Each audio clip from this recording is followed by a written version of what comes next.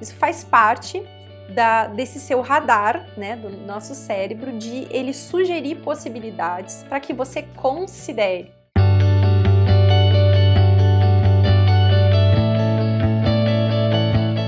Eu gosto muito de explicar a ansiedade como um estado de alerta que me prepara e me protege para algo incerto. E esse estado de alerta, ele é um conjunto de respostas, né? A gente sente fisicamente, mentalmente e emocionalmente. Então, a ansiedade, ele é esse conjunto, né? Essa resposta em conjunto que altera, né, sintomas físicos, mentais, emocionais, diante de algo que é imprevisível, que é incerto. E ela nos prepara para a ação, né? Por isso que vem muito rápido, né? Vem muito intenso aí essa resposta. Para a gente até exemplificar um pouco, a gente fala muito hoje em dia em ansiedade, né? Mais ligando com coisas ruins, né? Com situações ruins. Mas a gente tem essa resposta de nos preparar e nos proteger para situações incertas, mesmo com coisas até boas. Então, vou trazer alguns exemplos para vocês, até para vocês pensarem na própria vida aí, para vocês se reconhecerem, para vocês verem como essa resposta da ansiedade ela é bastante natural.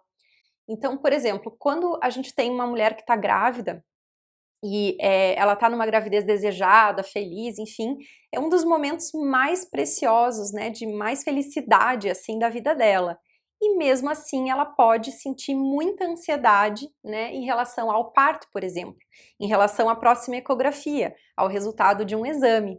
Então, notem que a pessoa está num momento, né, de extrema felicidade, mas ela tem algo incerto, né, ela tem um parto que pode ter várias situações, ela está acompanhando o desenvolvimento, que é algo novo, algo que ainda não aconteceu. Então, ela pode sentir essa resposta, né, da ansiedade, mesmo não acontecendo alguma coisa boa, né, mas ela tem essa resposta diante dessas coisas que ainda vão acontecer. Então, normalmente a gente só sente ansiedade em relação a coisas que vão acontecer, né? É um estado de alerta futuro.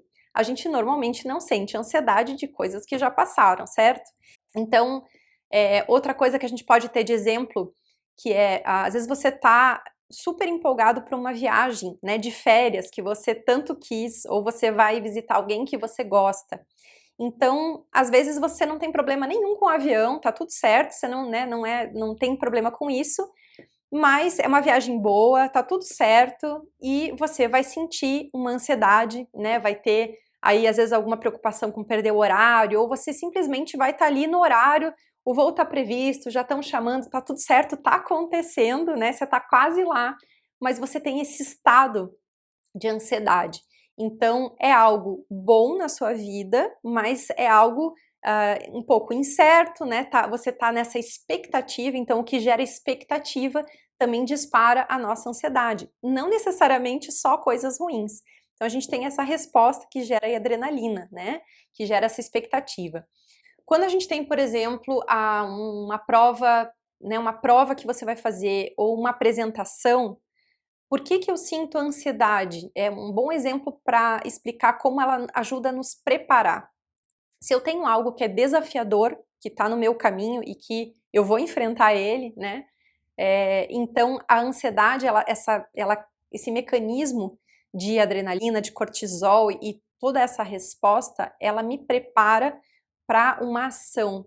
Então, por mais que a gente sinta um frio na barriga, né? Por mais que a gente sinta, nossa, pode ser que dê errado, pode ser que me dê branco, pode ser que eu não vá bem, vejam que o fato de eu estar reagindo agora com esses pensamentos de alerta para de repente uma prova, uma apresentação que eu vou ter daqui uma semana, a intenção desse mecanismo é me preparar. Então ela vai trazer esse estado de alerta, né, esse alarme que já dá uma chacoalhada, esses pensamentos de quais são as possibilidades de eu ter risco, aonde que as coisas podem falhar, o que pode acontecer nessa situação aí que possa dar errado, que eu possa me preparar, que eu possa sobreviver, digamos assim.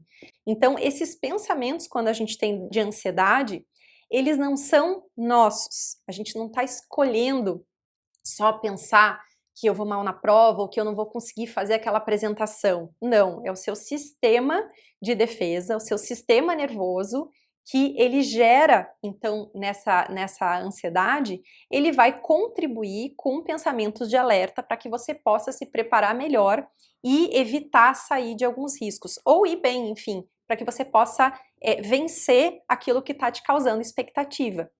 Então, quando a gente entende isso, é algo assim fundamental, porque quando a gente tem uma ansiedade para alguma coisa que está por vir, a gente normalmente tem esses pensamentos muito incessantes, né? Muitos pensamentos e parece que a mente não para e, nossa, eu só fico pensando coisa ruim.